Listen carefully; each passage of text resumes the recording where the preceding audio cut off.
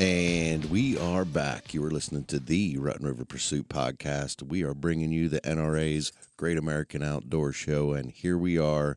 It's day 4, folks. We still got some business to attend to down in the fishing hall, and isn't it Stevie, of course, that takes us there? So let me just say before we head down, if you guys haven't taken an opportunity to check out the Facebook feed and Instagram and all that stuff, make sure you do. We're putting out a lot of video content this year. Make sure you guys can see everything that we're talking about. So take an opportunity when you get a chance, go check that stuff out. But for now, let's get down to the show floor. It's Bucky with Deke and Stevie, and we are hanging out over here with Zach Brown at Lac La Martre Adventures. And Stevie still can't believe that these are lake trout. That's not lake trout. I don't know what it is, but that's not a lake trout. That's a mutant trout. That's the biggest lake trout picture I've ever seen. Like, I didn't know they existed. We caught some in Ontario, and we had fat belly ones that just, it just felt like it just was a fat fish. These things make that look tiny. Yeah, enough about you two. Let's learn from Zach, guys. Zach, first of all, where is Lac La Martre Adventures? Where are you located at? Give us a perspective of. Yeah, so we're 125 air miles northwest of Yellowknife in the Northwest Territories. So a lot of people don't even know where Yellowknife is. That's the capital of the Northwest Territories. And that got famous by ice road truckers. Okay. So typically you get there, and then we charter a float plane from Yellowknife, and we fly you into our lodge. We're located on an island on a lake. It's 1,000 square miles. It's 49 by 27 miles, so it's a mini ocean. When you're out there in some places, you can't see the other side of it. Wow. And when you have that exclusivity, we're the only lodge on the lake, and that's a recipe for big fish, like you were talking about. So. And nobody else out there. Nobody else out there. You mean there's no other lodges, there's no competition. Do you think some of these fish ever saw lures until you throw something in front of them? In certain areas of the lake, you mean maybe we're only going there a handful of times a year. Yeah. But on average, you mean it's you or maybe the other boat at the lodge. You know what I mean? It's not nobody else. I mean, no one's driving in there and taking these fish out. Yeah. So these are true Canadian fishing adventures. Yeah. Yeah. You had me at the float plane. Yeah. That just sounds awesome. I mean, that's an adventure in itself. Yeah, I can imagine. So how do you get there? So you would fly to Yellowknife. Okay. I mean, that's all commercial airline. WestJet, Air Canada all fly up there. And then we charter a float plane. And up there at the lodge, we got accommodations. You get your own cabin, running water, heat, shower, which is nice. In the middle of nowhere to have that is pretty sweet. Yeah. Good meals to go with. And then obviously fishing like we talked about, big pike and big lake trout. Man, so how are you targeting these species? Yeah, good. So there's different ways. So lake trout, if we're talking about that, you can cast, you can jig, you can troll. A lot of people are always blown away by the idea of casting to these big lake trout. Yeah. They spawn later in the year. So for people that don't want to sit and just hold on to a rod and troll, which can be boring, they want to cast to them. And you're casting in 3 to 10 feet of water later in the fall. No kidding. And yeah, it's not usually 1 or 2 fish. I mean, you're getting annoyed by the end of the day because you're catching so many big lake trout. And is the water clear? And I can. Yeah, I mean, you're can sight fishing. Yeah. Oh. So for pike fishing early season, specifically, guys want to come up on the fly rod, cast a pike, and as little as a foot of water, and you're seeing them before you catch them. So it ends up being hunting. I just got the cool. goosebumps, guys. As soon as so you cool. sight fishing, float plane in. They're enormous. Like, that's just. Yeah, I mean, our lodge record's 48 pounds. Wow. Lake which is trout. big. But the average, I think people are surprised. I mean, I've had some incredible days on the water, and when you catch a handful between 20 to 30 pounds, I mean, that's your arms get sore. That's a day. These lake trout have heads like catfish. Yeah. Their jaw is just a different style. I mean, that's a crushing That's what power. threw me off. Like, so what are you throwing at them when you're So casting you for could them? get away with throwing the same spoon all week. Yeah. You could use a soft plastic. You could use a jig and a minnow. I mean, or a jig and as walleye grubs. You could use whatever you wanted. The nice thing is that, I mean, there's no fine science to it because in reality, I mean, these fish, like you said, aren't seeing many lures. They're pretty dumb as far as they get, so it makes my job easy and it makes you look like a good fisherman. And they're hungry I'm and all they about react. that. Yeah. Make me look like a good fisherman. That'd be nice. There's some other toothy critters that I'm seeing here that I have never personally even put a small one into the boat. A pike. Yeah. Well, Yeah. I've caught a pike. Yes. Okay. I was thinking more. I thought these were more musky, but they're not. No, they're all pike. I mean, we do have silver pike, which for a lot of people get confused with. Yeah. But it doesn't have the individual markings like a pike would. So they're the same species, just a different color differentiation. So people always think they are muskie, but it's a pretty cool, unique-looking fish. They actually look like a silver or even a blue tinge in the water. And I think that's pretty unique to the lake we're at. That is cool. Yeah. I think this lake has an obesity problem because even these pike have fat belly. Yeah. Really, seriously, if you want to catch fat fish, yes, you need to go to Lac La Martre. We've got a lot of whitefish, which the fatness and the oil in that helps with the pike and lake trout being fat. And there's a lot of them. The whitefish are big, so that's what they're feeding on all year, along with hopefully fishermen's lures. Now, you had mentioned with minnows. Now, on your lake, do you... that was more of an exaggeration, I guess. But you don't need to. I mean, at the end of the day, that's more work. Right. Because, I mean, you're using, a hard piece of metal or a soft plastic. Doing extra work isn't going to help you probably catch more fish.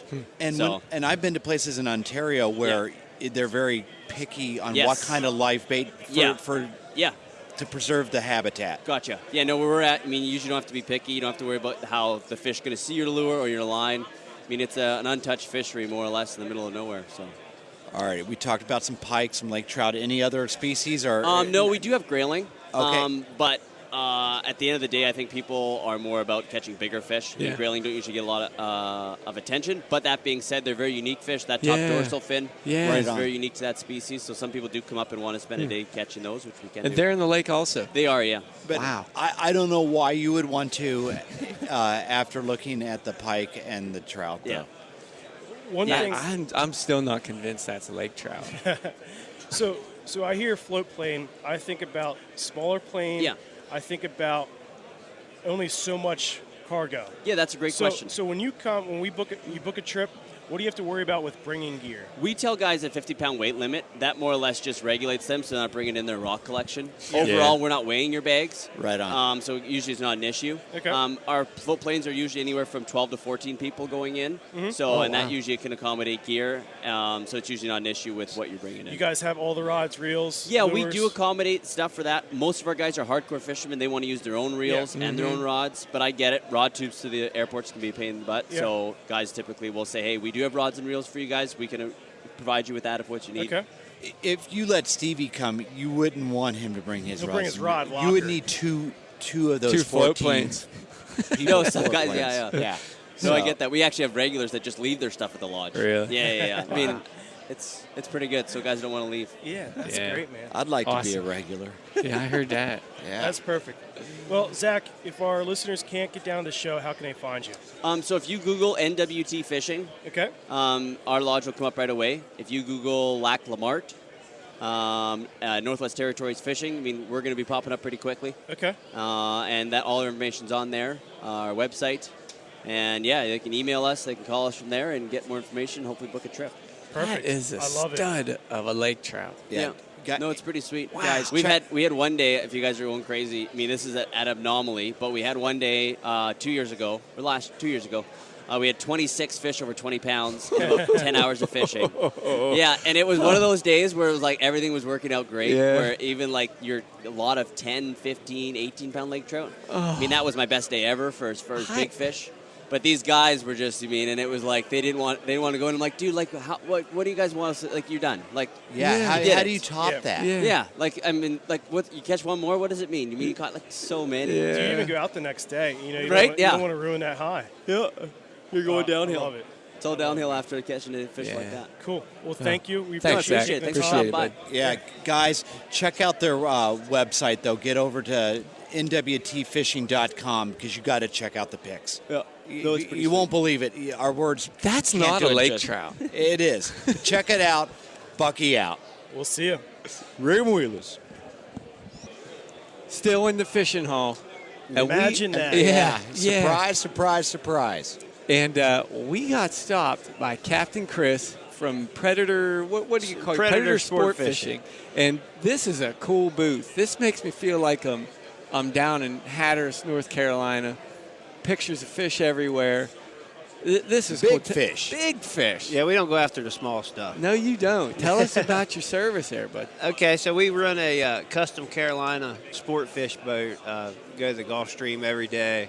Ooh. Fish for big game, big stuff. Yeah. Not targeting too many small species, mostly blue marlin, mahi-mahi, tuna, stuff that tastes good. Is and that gives you wahoo a up good there? fight. Yep, Oh, wahoo. man.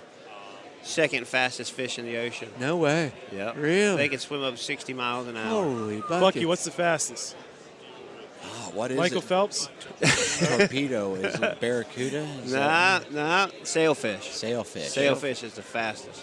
My guess would have been barracuda, so Yeah, we I were was all thinking wrong. about I was going to say white perch, but You're a little off on that one. white perch. You're a little off on that one. So so you run out to Gulf Stream every day. every day, it's like Wow. my second home. Wow. Actually, it's like my first home because I spend more time there than I do at home. Yeah. Yeah, we take off, somewhere around 5 in the morning. It takes us about an hour to get to where we start fishing. That's not bad. No, not at all. So, boat's real comfortable. It's big, roomy, air conditioned, heated, and all that kind of stuff. So you can accommodate big bathroom, fighting chair, all big tackle Shimano stuff is what we go with. This is the trip you can take your wife on. Yeah, or not. It's up to exactly. you. But she doesn't have, Whichever one's better. she doesn't have Yeah, she doesn't have to I pee in a did. bucket. Is what I'm getting at. No. She's got a big bathroom, fresh water. You can. It's like a second house. Yeah. Stove, microwave, everything you need. No in there. kidding. Wow. And how many people? We normally generally take? take 6 people, 6 passengers Yeah. at a time. Yep. So we're trolling. I see big plugs here. I see you're Yeah, just depending on what we're going after is a spread we put out. Sometimes we do a lot of hands-on fishing, so it's not necessarily trolling. Okay. I mean, everybody gets their own pole and they kind of do their own thing. Yeah. Jig for tunas, tossing big, ballyhoo. big snowy groupers, pitching baits. Yeah. We're hands-on kind of Yeah. an operation. That's kind of our kind of fishing too. Oh, yeah. We Yeah, like- we're not the kind of person that just sits you in the chair and brings you there and don't touch anything and just No, we're we hands-on. Yeah, because Some we're people fishermen. like that. We Yeah. want to fish, and we That's like right. to be a part of that. That's It's like right. if you need us to spray down the deck after we land a fish, I don't jump mind in- if you help. We'll jump in there with you. I don't We mind like if you that. help, but just don't walk in the cabin with your dirty feet. Amen. We've learned that with many. we want you to yell at Bucky to reel down harder. Yeah, that's right. Give him a tough go at it. Yeah, all yeah. right? Well, we like some of that tough love coaching while we're Okay, out there too, okay. because we're We're a family-oriented business. We take a lot of family groups, and then we take a lot of bachelor parties with rough guys, drink a lot of beer. It happens. You can accommodate it all. I bet you get a lot whatever you want. of chummed waters with. Ah, with them well, groups. I've probably seen about any kind of throw-up you could ever imagine. I'm a nurse, and I think maybe the only other person that could see as much you vomit get as me is loud probably ones, a guy like you. loud ones, quiet ones, sneaky ones. You tell them don't throw up in the bathroom, and the next thing you're like, hey. Frank's been in the bathroom for 45 minutes. Is he okay in there? Pride Hey, gets in the Frank, way. get out of there. He's Yeah. sweating. So Oh, too good. Wahoo. yeah. So say we're trolling for wahoo. Okay, what does that look like? Okay, so most times we fish like 10 to 12 rods Okay. when we're trolling for wahoo. And there's different techniques. Sometimes you can fast high-speed troll where the boat's actually going like 18 to 20 miles an hour. Really? That with fast? baits out. Yeah. And they'll come in there and grab it. And it's like you hooked a Volkswagen, because Wow. you're going so fast. Yeah. Can you see him grab it? Oh, yeah. Really? Yeah.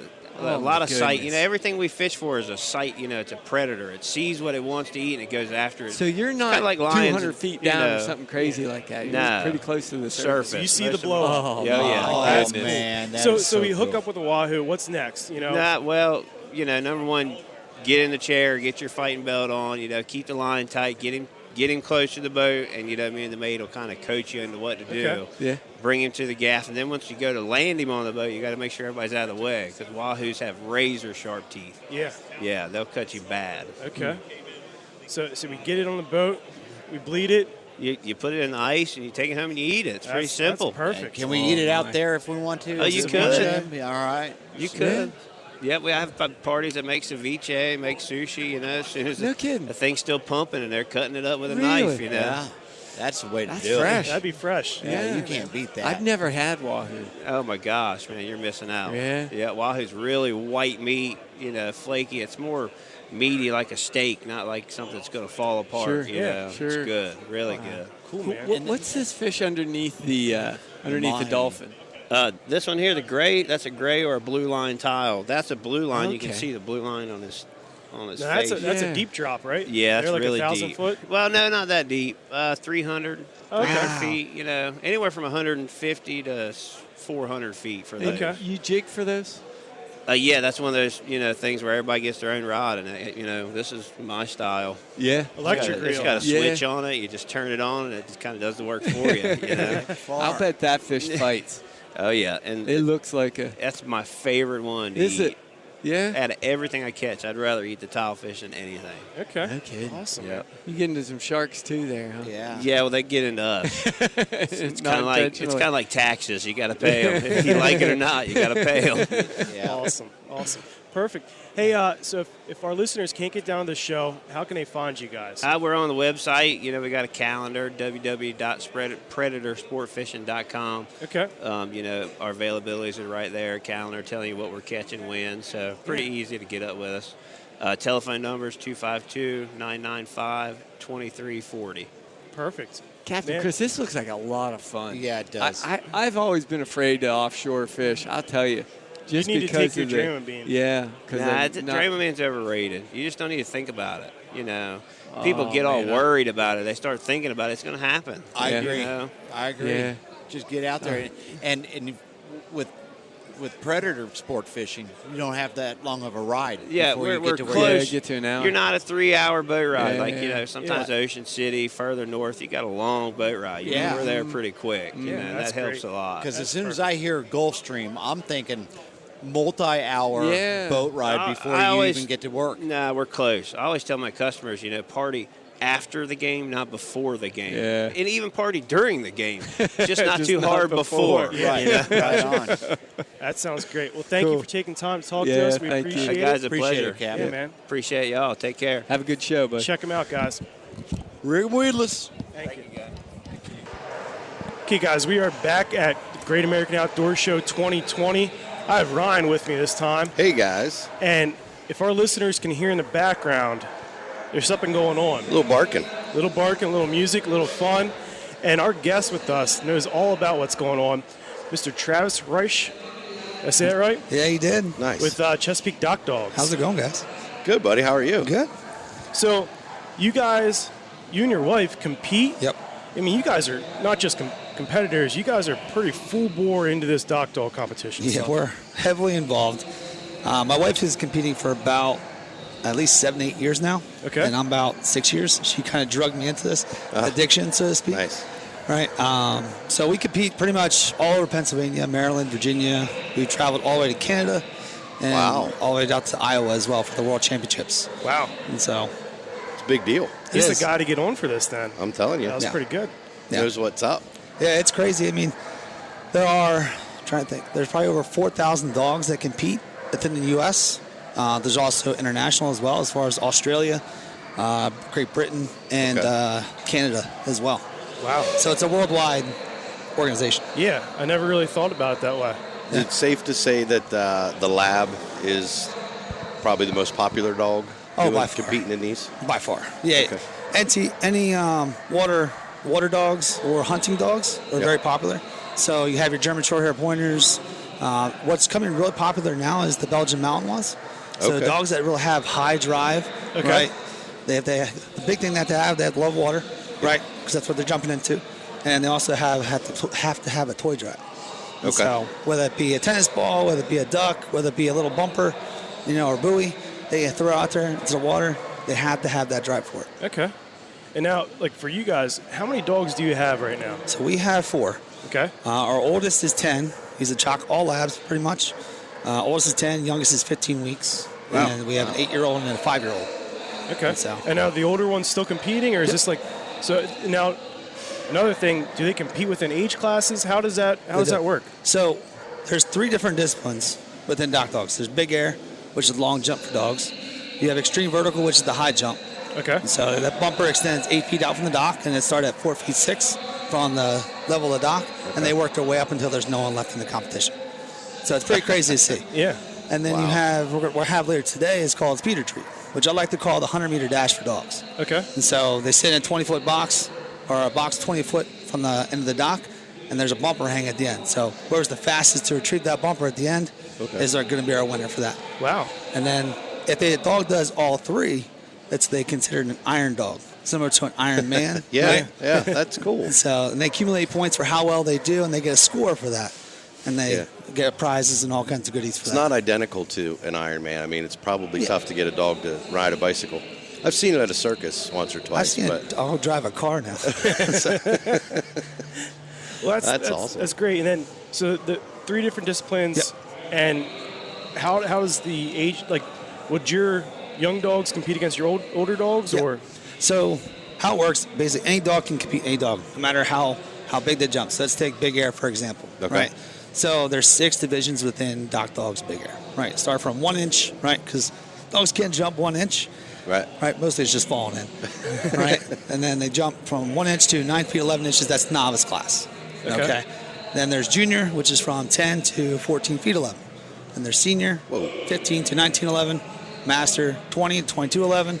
Elite, 23 to 24.11. Anything beyond 25 feet is considered super elite. Holy bucket. So I think this past year there's maybe about 50 dogs that averaged a score over 25 feet out of 4,000 dogs. Wow. So it's very rare that you get a dog that averages a score over 25 feet. That's a long distance. A little bit. Yeah. Yeah. I go about 4 feet myself. That's it. Man. I think On a good day. and the current world record is like 32 feet 6 inches. Holy bucket. And they measure from when the dog leaves the end of the dock to where that tail set, where that tail meets the butt, where that hits the water. That's what they measure. So 32 feet 6 inches out from the dock where the dog Where tail the end butt hits goes in. Where the butt goes in. Huh. Now, how is it judged? I mean, is there 3 judges? Like, how many judges do you have to confirm that? So with Dock Dogs Worldwide, they use a camera system that was developed by ESPN for the Great Outdoor Games back in like early 2000s. Okay. This is how it all got started, right? For the Great Outdoor Games, they're like, hey, we got dogs, they're hunting, right? Let's see if we can throw a toy, make a competition out of it. That's basically how it got started. Yeah. It's developed in this huge organization. So they take a camera and they line it up with the pool, and they judge it by the camera. Okay, so it's like 10,000 pictures. Wow. And then they slow it down where that dog hits the water, and that's when they click on it, they get the score. Okay, so it's very finite. Like there isn't judgment calls being made on you don't this have stuff. Russia giving a 9 when everybody else gave a 9.5, right? Okay. Yeah. That's mind-blowing. So for judging standards, this is the premier canine aquatics, right? You get the best of the best systems, best dogs jumping. At the Great American Outdoor Show? At the Great American Outdoor Show, but also with Dock Dogs in general. Oh, okay. So, wow. Now, for breeding and everything, I mean, just because you have a lab, are you going to a special Dock Dog breeder, or are you just looking for drive in the litter? Are you going to a hunting breeder? I mean, how's that work? it depends. I mean, you can go. I mean, rescues are also great dogs as well, right? You can go to a breeder and you might get a dog that might not like the water. They might have a great toy drive, but they just might not like the water. Yeah. Or vice versa. They like the water, but they don't have a toy drive. They might be more interested in the food. So Okay. they can't throw food out there. Yeah. So the toy has to be floatable, retrievable, and not edible. Yeah. Because back early in the day, a guy threw a dead raccoon out into the pool. Oh, Can't do that. Can only imagine the crowd when that happened. Oh, yeah. Yeah.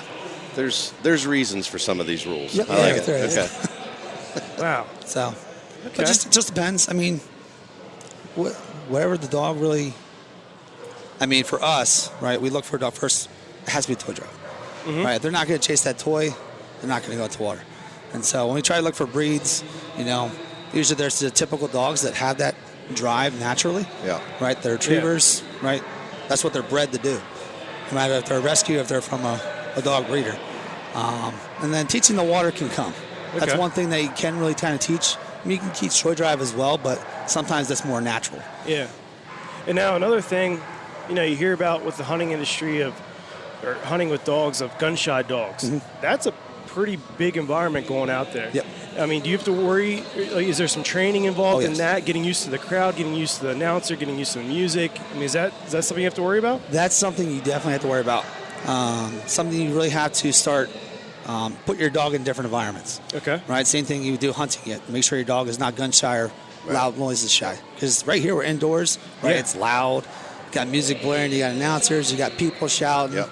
All kinds of things going on. Tons of distractions. Yeah. Right. A lot of you're- other dogs. Whole bunch of other dogs barking. You got Yeah. barking. Right. And so you have to be able to get your dog to focus on you. Okay. And that can be tough when there's so much stimulation coming at you. So it's important for competitor to make sure that they take them to different environments, take them to different events, to get them that exposure. Okay. Now, you know, you and your wife are coming to this competition. You guys do multiples through the year. Is this your big competition for Pennsylvania, or is this just kind of on the trail? It's on the trail. I mean, this is a great event. The crowds are awesome. You basically fill up half the arena here in Harrisburg. So it's one of our favorite events that we look for. But we love our outdoor events because it's not freezing cold outside. Yeah. And the water's warm. We have an event down in Cador State Park, down in Pennsylvania. Yep. At the Cador Blast. Cador Blast, yeah. And so it's a fantastic event. It's right into the lake. And that's one of our favorites because the crowds are huge. They go all the way up the hill. Yeah. And so it's just And you get fireworks afterwards. Yeah, you do. Yeah, can't beat that. No. And so it's a great event. And you can't beat with Dock Dogs the World Championships. They have 4 pools, right? Okay. You got 400 competitors. Right here we only have maybe 50 to 80 competitors. Okay. Right? So you have over 400 just people, let alone dogs. Yeah. So you probably have over 800 dogs. Right? Because most Dock Dog competitors have at least 2. Okay. Once you get one, then you get that second one, then you get that third. I know one person has at least 12 dogs. Holy buckets. Competing. Wow. Yep. And they're constantly running back and forth. I guess. With the dogs. So. Yeah. Man. Yeah. So any special preparation like for this competition? Yeah, did you guys, because we're in February. Yep. I mean, have you guys just had a competition recently? I mean, is this kind of the start of the season? So we had a club event last weekend with Chesapeake Dock Dogs down in Tony, Maryland at the World Pets Expo. So that was our kickoff to the year, so to speak, for the East Coast. And then we had this event here. Okay. And so, but the big thing we do in the winter is we go to the Canine Spa out in Dillsburg, Pennsylvania. It's an indoor swimming pool. It's nice and warm. And we kind of get them loosened up, try to get them fresh, try to keep them in shape a little bit. Okay. So that's in Dillsburg, you said? Yeah. The Canine Spa. Yeah. I had no idea it was even there. I live just south of Dillsburg. Yeah, it's right by Haar's Drive-In. Okay. Right on Orbank Road. Gotcha. Yeah. So, but yeah, we try to keep them in shape, make sure we're stretching them out, because with any competitor and athlete, right, you got to make sure that you don't pull any muscles. Sure. Right, because they're jumping, they're twisting. Yeah. And so how about shepherds? Is there any German shepherds competing in this stuff? Not as many as you'd think. Yeah. I actually wouldn't have thought about there being a lot of shepherds, except that now I own one. She's got a huge toy drive. Yeah. And of course, super athletic. But she doesn't hate the water. Yeah. But she would just as soon go run and chase the toy outside. Yeah. Like, she's obsessed with frisbees. Oh yeah. I think the big type of shepherds we see are Dutch shepherds and Australian shepherds, and also the Belgian Malinois. Yeah. So those are the big type of shepherds that we see. We also do see German shepherds as well. Okay. I'm not sure exactly why German shepherds don't jump as much, but the more common ones, the Dutchies and the Belgians. Yeah, we reinforce some bad behavior when we're trying to teach our dog to play with toys. Yep. We did a lot of tug of war. Yep. When she was a puppy. Yep. So now she loves to play. Yep. She hates to give you the toy. Oh yeah. She doesn't want to let go. Yep. She'll chase it and she'll catch it. She jumps. We throw the frisbee out in the yard. Okay. She jumps significantly to get it, but then she just doesn't want to bring it back. She wants to keep playing, but she doesn't want to let go. Oh yeah. Nice. Yep. So you're involved with Chesapeake Dock Dogs. Yep. That's an association. That's a club. It is a Dock Dogs affiliated club. Okay. And so we're part of Dock Dogs Worldwide, but we have our own events that help. Dock Dogs helps us out. So they'll give us a pool, they'll give us a staff member, and they'll give us some equipment as well. But we basically run the event. Okay. And so, but we partner with them. We're a club of the organization. Okay. So any of our listeners that has a dog that they think would, or they would want to get a dog and get competing, what would be your steps? What would you tell somebody to do? My first step for us, if you're local within the Maryland or Virginia area, check out our website or our Facebook, ChesapeakeDockDogs.com. We have a frequent asked questions page as far as how to get started. Okay. And the best way, honestly, to get started is come to a practice. We have experienced handlers there that can help guide you, answer all the questions that you have. Because when you get started out, there's 1,000 questions running through your head. Yeah. And so you're trying to figure that out. And then start getting your dog in the water, right? Start having fun. Just tossing it into the water. I recommend going to a lake, to a pond, to a stream. Just get the dog used to the water. Get that way, and then come to a pool, because that's a 2-foot drop from a dock. Okay. And so that can be a big thing. right? And also with the pool, the water's clear, right? So dogs are not sure when they see that clear water. They're not sure how deep it is. Yeah, never thought about that. And so that's a big hindrance when dogs see that. Okay. And so like ponds and lakes, it's great because they can't see the bottom for the most part. Yeah. Right? So they jump right in. But I recommend just really think of that. going to a pond or a lake and just kind of tossing the ball in and having fun. That's perfect. You want to tell our listeners anything else? Let them know anything? No, if you guys have questions, just check us out on Facebook and our website. Okay. ChesapeakeDockDogs.com. There we go. Perfect. Thank you, Travis. We appreciate it. Appreciate your time. Good luck Thanks. to you guys this week, this season. Have fun. Thank you, guys. Thanks.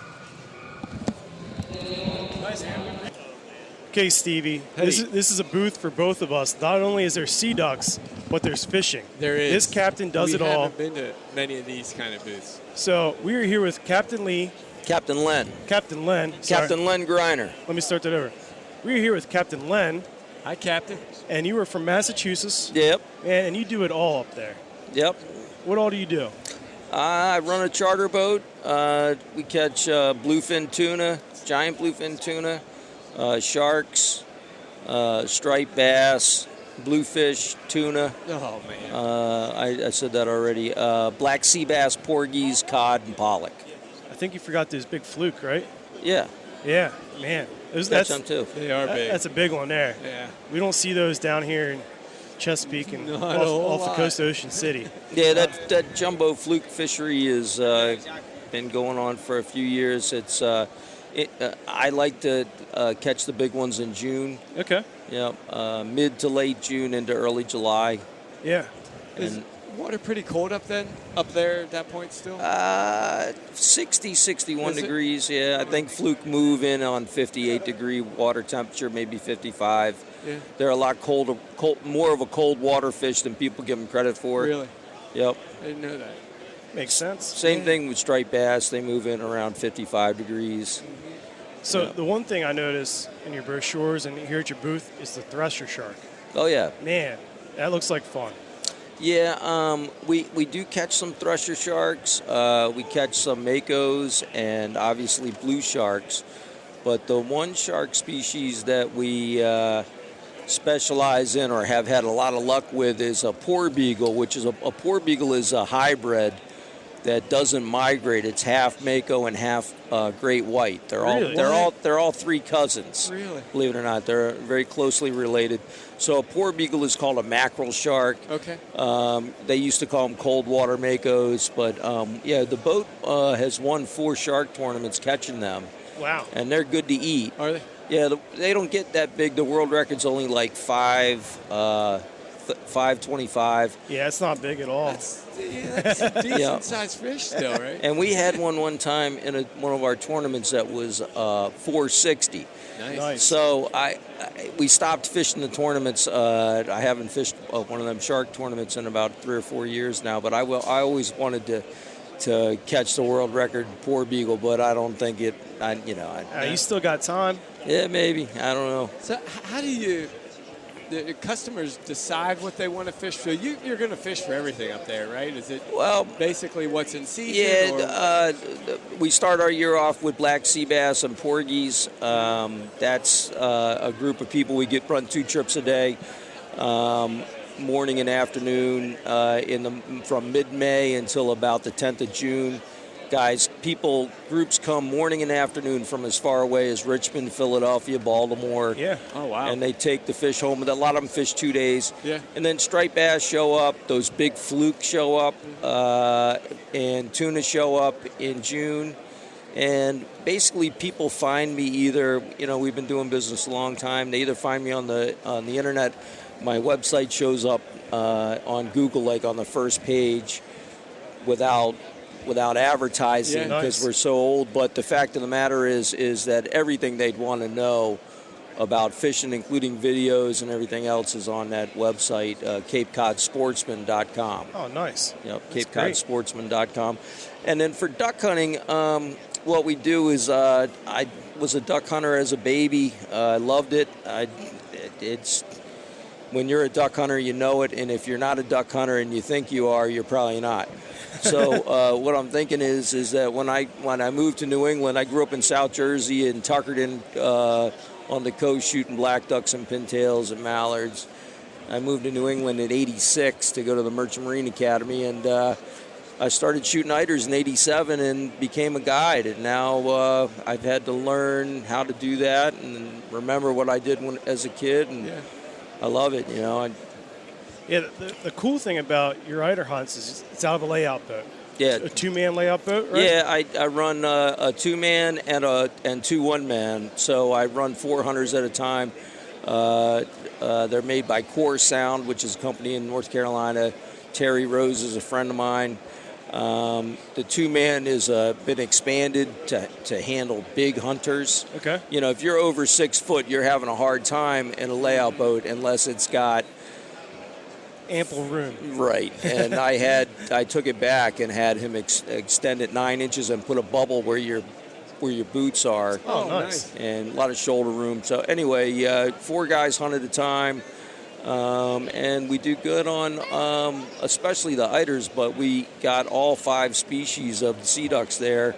If the weather's right, you have a chance at all 5, while you're hunting with them. Now in New England, are those separate limits, your eider and your sea ducks? Yeah, so if you come up at the right time, you can shoot 5 sea ducks, of which 4 can be any one species. For instance, you're allowed like 4 scoters and 1 eider. The only restriction is you're only allowed 1 hen eider. And then if you come up when regular ducks are in as well, that would cover all the puddle ducks and divers. 6 of those you're allowed, 4 max in one species.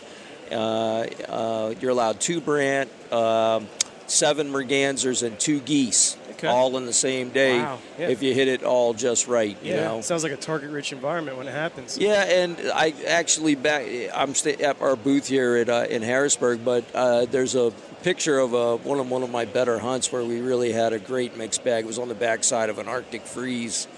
And I don't know, I think those guys might have killed, I'll have to count them, maybe 40 birds that day legally. It looks like it, yeah. There's a big group of them. Definitely. Man. Yeah. And when you're in those layout boats, those are decoying close, so you get some good shots. I tell guys, don't even bother sitting up unless you know you're going to kill it. Okay. Know that you're going to kill it so you don't lose your confidence. And I tell guys, if it's outside of 40 yards, don't even think about it. Yeah. Let them come right in. That's got to be a tough way to guide. Well, no, it's like the birds handle. Yeah. I'm in the business of fooling them, and if the good Lord's willing, we fool them where they get within a good shooting range. And rather than make a lot of noise and disturb the birds and wound the birds, I prefer to get them in close, shoot them in the face, and everybody's happy. Yeah. Sounds like awesome. It, man. Well, that is great. So we are at, what's your booth number? We're in a 5600. I think it's 5620, I think is the booth, but it's in the 5600 line, and it's right parallel with that elephant head from the... You can't miss it. Yeah, if you see the elephant head, you're getting warm. Yeah. There you go. Yeah. And if they can't make it to the show, they can check you out on your website. Yeah, I've got 2 websites. The first one is the fishing website, which is Cape Cod Sportsman.com, and the duck hunting website is CapeCodSeaDuckHunting.com. They're both really good websites, and we do well. We keep people happy, and they come back and they say good things about us. So definitely, we definitely take pride in that. Yeah, I know some guys that have been up there for the eider hunts, and they speak well of you. So your name has continued to be contagious in the world. So yeah, well, I hope that my wife doesn't find out I'm contagious. I went to sea for over 20 years, so no, I'm still married to the same wonderful woman with 5 kids. So yep. So the best part is you're a real captain. Yeah, I sail captain on a tanker. I was in the petroleum transportation industry. When I went to this Merchant Marine Academy and was an officer in the Navy, and I went to I was on a cluster bomb ship for 6 months in Desert Storm in the Persian Gulf. That was cool. And then I started moving petroleum, and I sailed captain for a few years. And the best thing about that is that nobody knows my name. Because if you make a mistake in the petroleum industry and you cause a big problem, national news knows your name. Yeah. So sure. I'd rather be known for fishing than moving petroleum. I'll tell you, always trying to be under the wire with that. But yeah, I have a great life. Yeah, very good, man. Well, we thank you for taking time to talk to us. Thank you for your service. Yes, sir. To our country, and definitely check him out. It's good stuff. Yeah, man. Thank you. Thank you, Captain. All right. Well, there you have it, folks. That's a wrap on day 4. Got a few days left of the show. I can't wait to see what else we got coming out. Be sure to follow along every week with our Sonic Campfires and our In the Current episodes. You can always find us at RuttenRiverPursuits.com. The podcast itself always available on Apple Podcast, Spotify, and iHeartRadio. You do want to make sure you check out them YouTubes also. Just look for Rutten River Pursuits Podcast. And we're always all over all your social medias. Just search for Rutten River Pursuits on Facebook, Instagram, and Twitter. See you.